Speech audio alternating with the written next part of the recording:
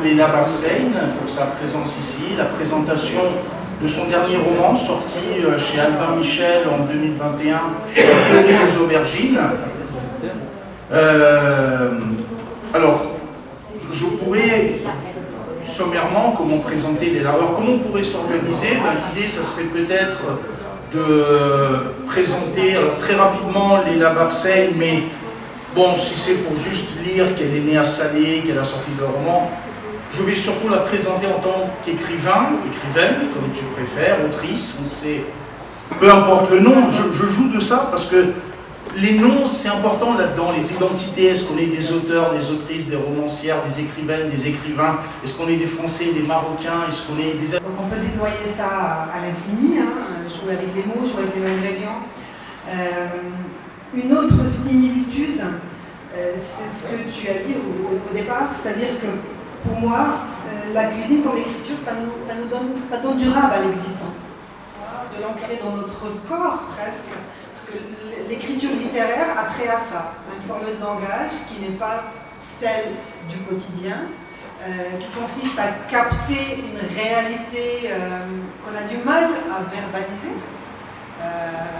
Moi, c'est pour ça aussi que j'écris, c'est pour dire, ce qui m'intéresse, c'est ça, c'est d'aller chercher ce qui résiste au langage, justement.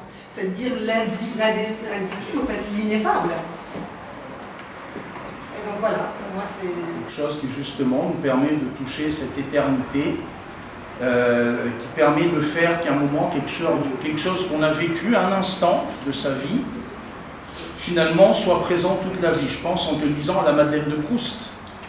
Proust a goûté la Madeleine, voilà. Tout à fait, de sa tante, effectivement, et puis c'était une expression, effectivement, une Madeleine de Proust, ben, à chacun sa Madeleine, hein, on aussi. parle de là, justement, cette tragédie proustienne, et il retrouve quelque chose. Moi, j'ai senti beaucoup d'optimisme, beaucoup de fraîcheur. Le plat qu'ils mangent, ce n'est pas quelque chose qui leur manque. Au contraire, ça serait au sens vraiment nietzschéen, une multiplicité, quelque chose qui se... C'est pas quelque chose qui manque, c'est pas que je ne retrouverai plus jamais le goût du premier tagine, poulet, citron confit frites. C'est comme si quelque chose se multipliait. Il y a quelque chose de positif plutôt que de négatif. J'ai senti ça au niveau de la cuisine. D'où la lueur d'espoir dont je parlais tout à l'heure. Les accidents de parcours, et dans une cuisine, ben, justement, on s'adresse au sens. Et cette double définition est intéressante et mes personnages en font l'expérience, puisque grâce justement à la cuisine et à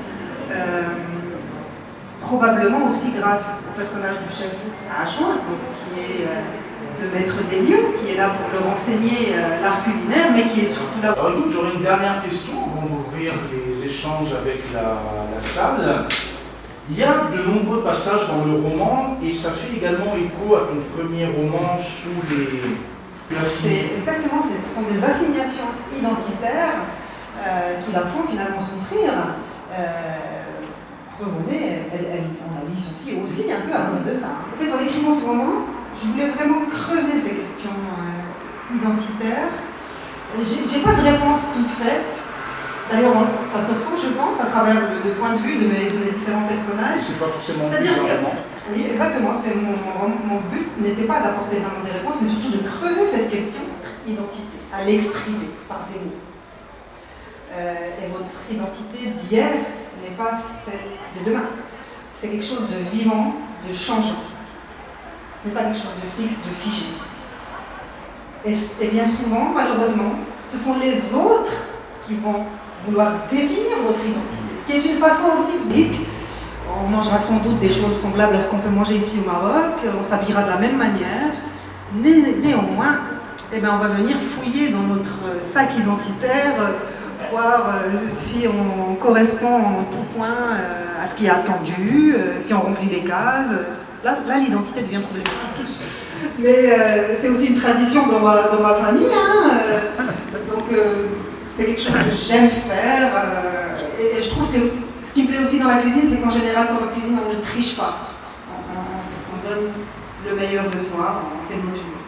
Je voulais juste vous poser 2 ou 3 petites questions comme ça. Est-ce que le fait même d'aborder la gastronomie, je n'ai pas entendu le roman, marocaine dans ce roman, n'est-ce pas une façon d'affirmer son identité en fait? Alors, Léla, Et de deux, est-ce que ce n'est pas aussi une réponse à cette flopée de mouvements intégristes, j'allais dire, genre Éric Zemmour, etc., vis-à-vis de l'islam, vis-à-vis de l'autre? N'est-ce pas vraiment une façon aussi de dire non à cette France électoraliste qui se joue de l'autre et qui manipule l'autre justement pour des calculs électoralistes? En cuisine, on va parler du sujet, enfin voilà, on va se réunir dans un lieu chaleureux, sympathique, et en même temps on va mettre les pieds dans le plat et on va parler de sujets très sérieux. Donc il se passe dans ce roman plus qu'il n'y paraît en surface, parce que dans une cuisine c'est souvent le cas. Et effectivement, à travers quelques symboles, mes personnages montrent que sous des appellations parfois différentes se cachent des choses identiques. Ce qui est une référence aussi à ces questions de différence identitaire, etc. C'est-à-dire que, par exemple, si vous prenez Brewet et puis des samoussas, derrière une même forme, mon premier roman, Le ciel sous nos pas, moi j'estime que quand j'écris, j'ai pas spécialement un message à délivrer ou quelque chose à... C'est toujours un plaisir de discuter avec l'écrivaine Marcel. Merci. Et je voudrais, si vous permettez, un peu contextualiser mon intervention. Vous dites effectivement, il y a une dimension éthique dans le roman. Aujourd'hui, c'est vrai, on est dans un monde où il y a l'amitié. Il y a trois types d'amitié dans l'éthique à Nicomaque.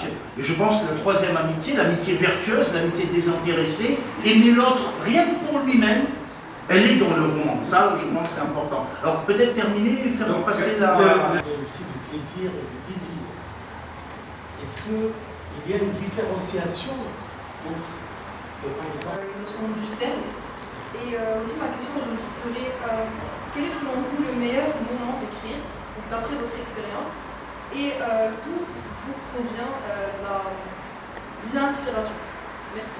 L'année dernière, on a rencontré plusieurs autrices et elles nous ont raconté leur parcours. Et certaines d'entre eux ont rencontré des difficultés, notamment dans l'expression, parce que, étant une femme, des fois notre parole, notre voix n'est pas entendue par tous. Et du coup, j'aurais aimé savoir, est-ce que vous avez rencontré des difficultés dans le monde de l'écriture? À travers des livres.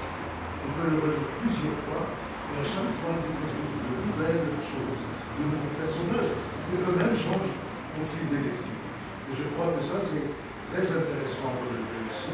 Je remercie à votre moi qui m'a